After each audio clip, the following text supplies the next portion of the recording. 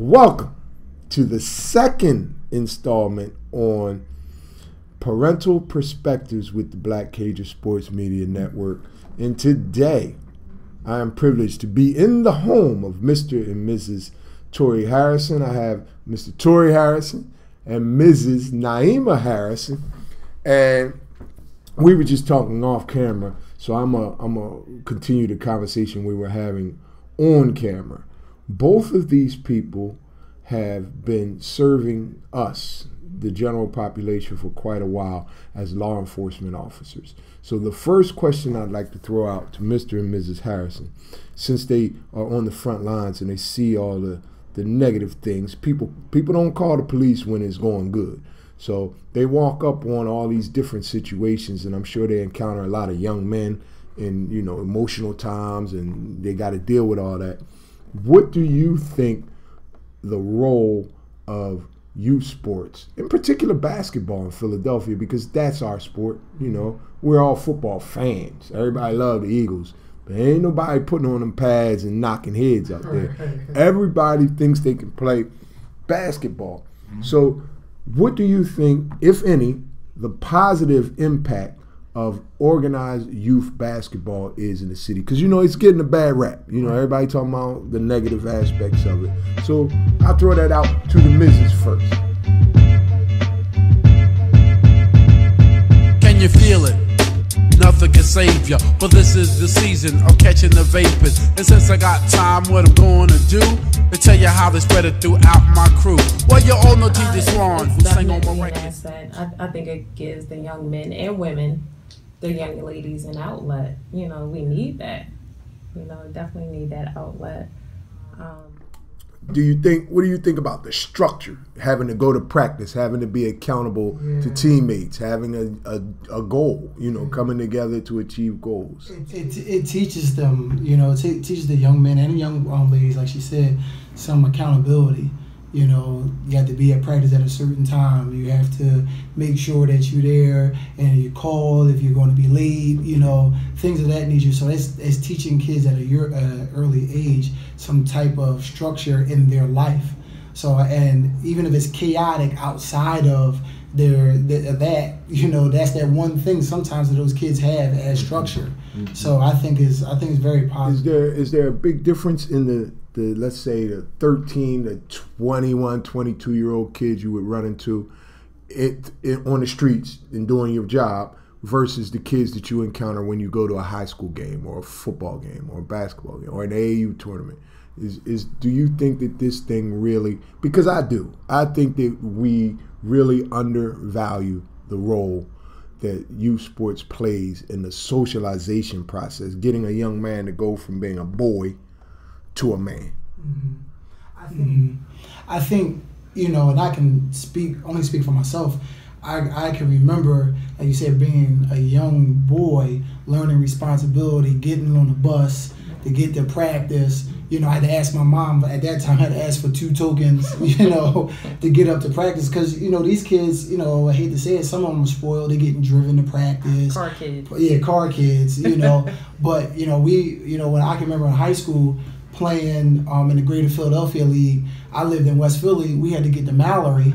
Now it's called the Danny Rump Center. But get to Mallory from West Philly, I had to catch a bus to get downtown. To get to L, to get another bus to get up to Germantown to get to Johnson. So, and I knew what time I had to be there. So it taught me how to structure my daily routines to make sure I was there on time. And I think now the young men need that more than ever because it's too much loose time.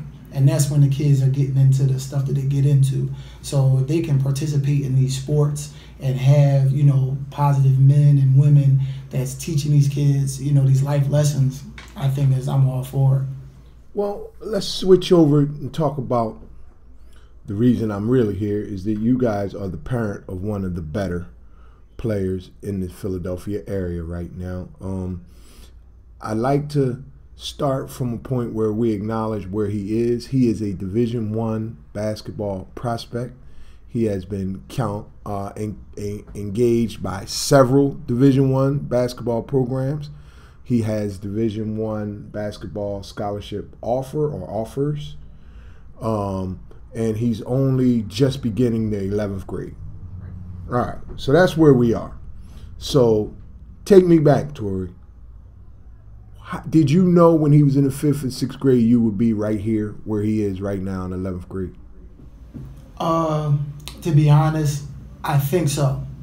Well, I want to say we kind of thought that he was going to be there because he just had a different approach to basketball from an early age.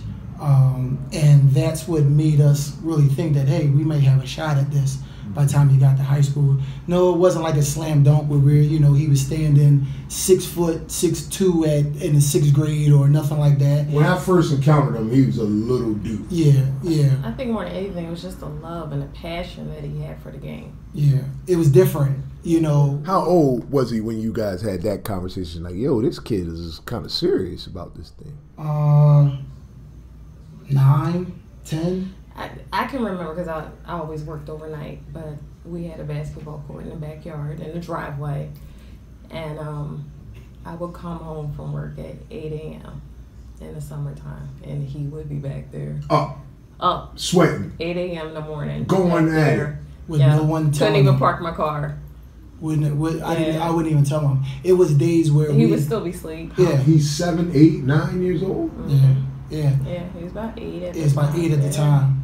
And it was to the point where we used to tell him, hey, Zah, put the ball down, go ride your bike, get on the scooter, do whatever. He would say, okay. And be right back. Right back in the driveway. Maybe 15 minutes, we'll hear the ball bouncing. We go back there.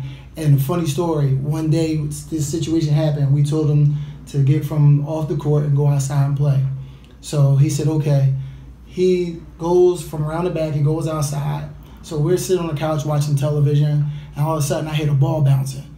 And I'm like, I know he's not back here on this basketball court. So I go back to the court, and he's not there. So I'm like, well, I hear the ball bouncing. So I just sit back in the living room, I listen outside. I look, you know how on the streets, on a small street, we lived on a small street, you had the poles on the street so you couldn't park your car on the sidewalk. Mm-hmm. He is literally dribbling in between the poles like they were defenders. I told him to go out front. Yeah, and we're laughing, and she said, you told him to go out front. So I just was like, okay, but that's when we kind of knew that he was going to this. When did you get him involved with organized basketball activities? What age? Actually, at 7, because he, even at an early age, he showed skill that your normal 7-year-old didn't show.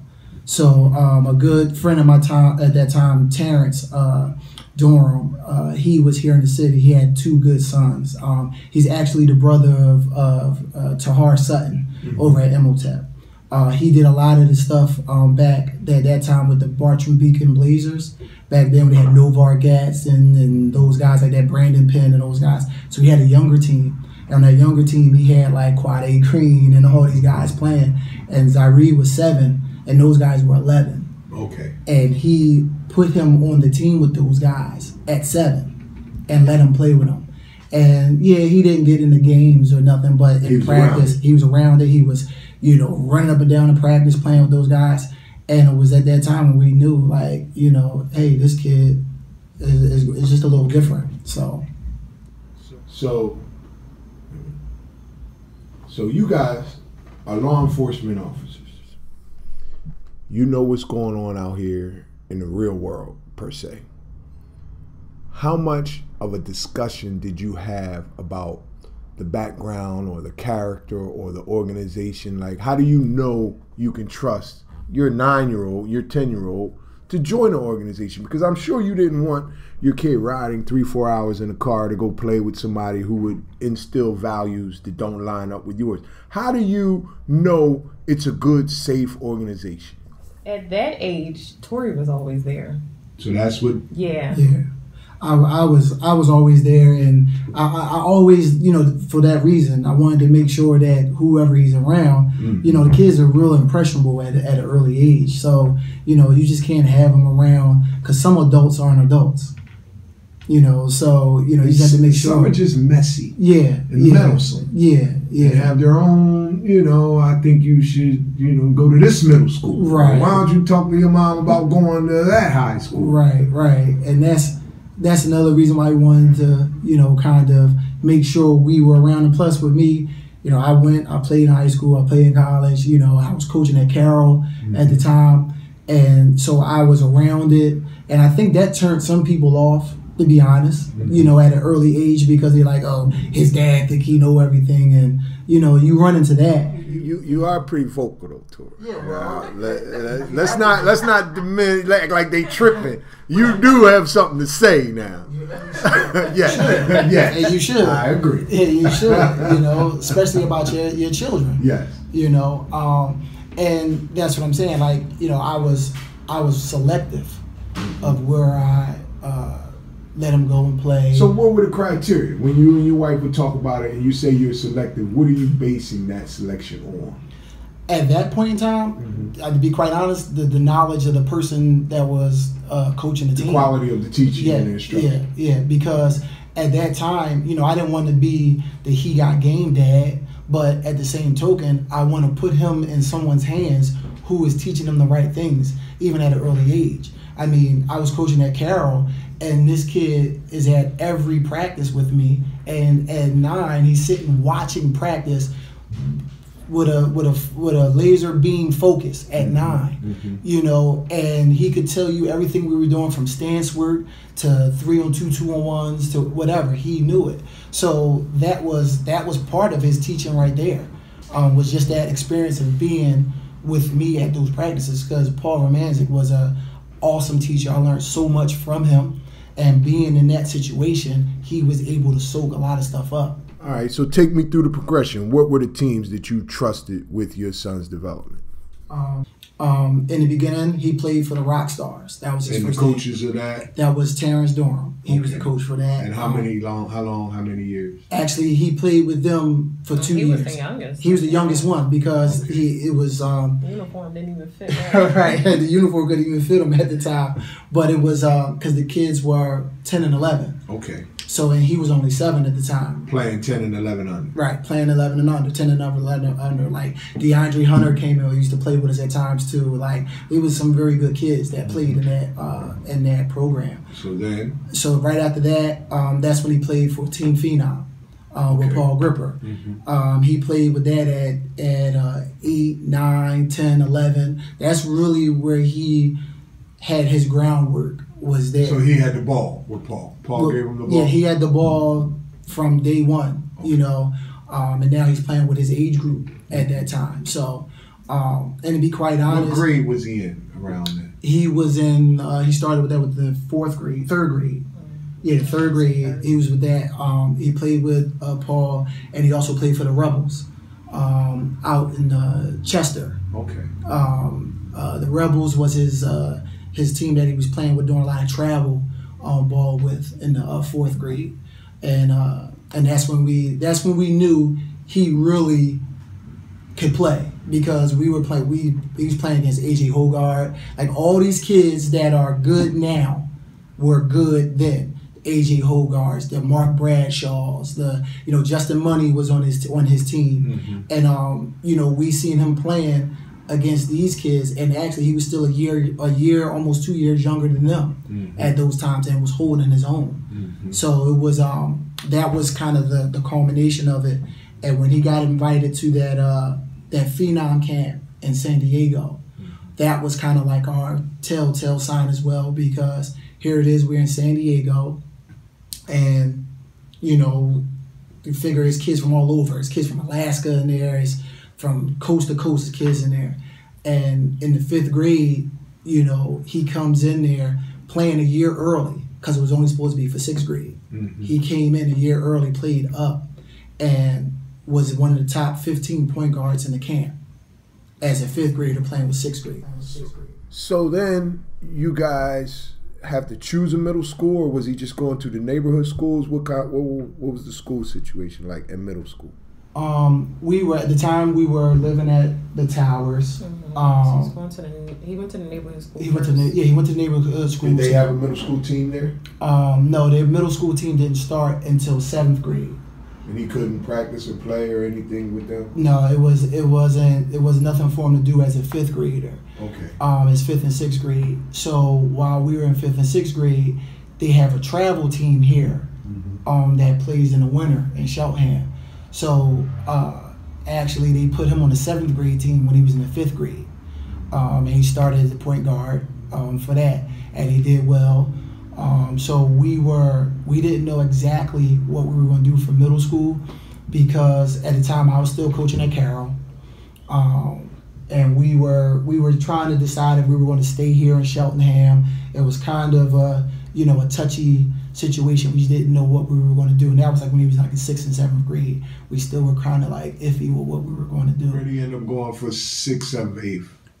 He went to Cedarbrook Middle School. Cedarbrook Middle. Yeah. He was there in 7th? He was there for 7th and 8th. He played? Yeah. He came. No, he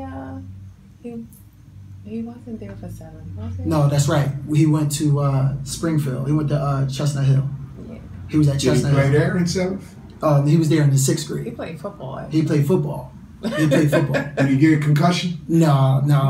He played pretty good too. Yeah. But he went there. He played football. What position? He played defensive end and he played fullback.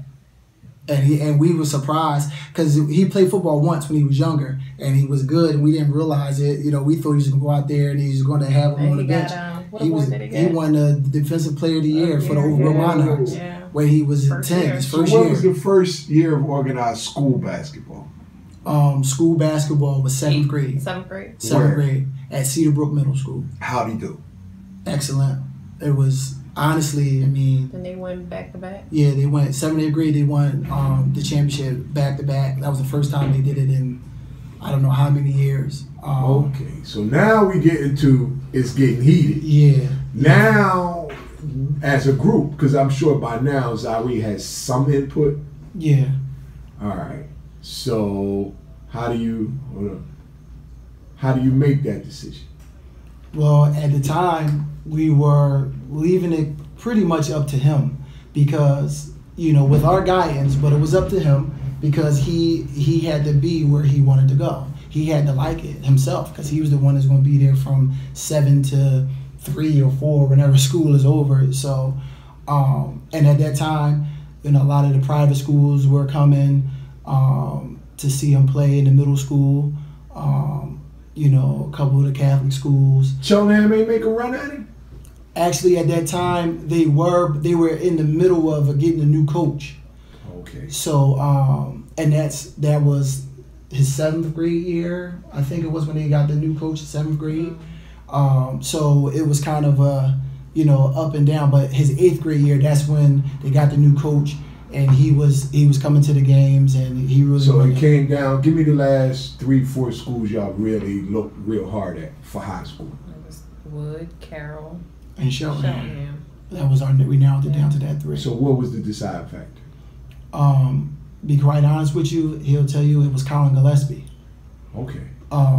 He used to go. We used to take him to the games and watch to see where he wanted to go, and he made we thought it was a very good, a young man's decision. He said to us, he came home after seeing Wood play, and he already built a nice relationship with John Moscow and Pat Haggerty, the coaches there, but he saw them play and he said, Dad, I want to play behind Colin Gillespie. He said, if there's anybody I can learn from and it's not Quade, it's Colin. And he said, if I go to Cheltenham, who am I going to learn from my first year? He should be recruiting for colleges because he saw it before those guys. Yeah. Colin Gillespie, his senior year, was one of the best point guards in the United States of America. Yeah. And that run that Colin and Zaire and all those guys went on was tremendous. I got to see probably 6 or 7 of those games up close. At times in the playoffs, I actually stood under the basket. So I saw it, and and it was phenomenal. How did Zaire handle it at practice? Because, you know, as a young 9th grader, he was outclassed. But I know he rumbled with Colin Gillespie He rumbled at times, and you know, John would tell me, you know, it'd be days where he'll get in there, he'll rumble, and it'd be some days he get in there and get his behind kicked, you know. And he said, but it was the best thing for him. And he would come home some days, and he'll have a little smile on his face, and he'd be like, "Damn, I had a good practice today." You know? He was like, "Yeah, I was getting shots." He was like, "I was playing days, like I had a good practice." And then there'd be other days he'd come in and just be like, "How's practice?" Who sang on my records, make the music nobody beats the biz, well check it. Back in the days before this began, he used to try to talk to this girl named Fran. That type of female with fly Gucci wear, with big truck jewelry and extensions in the hair. When Swan tried to kick it, she always fast talking about, "Nigga."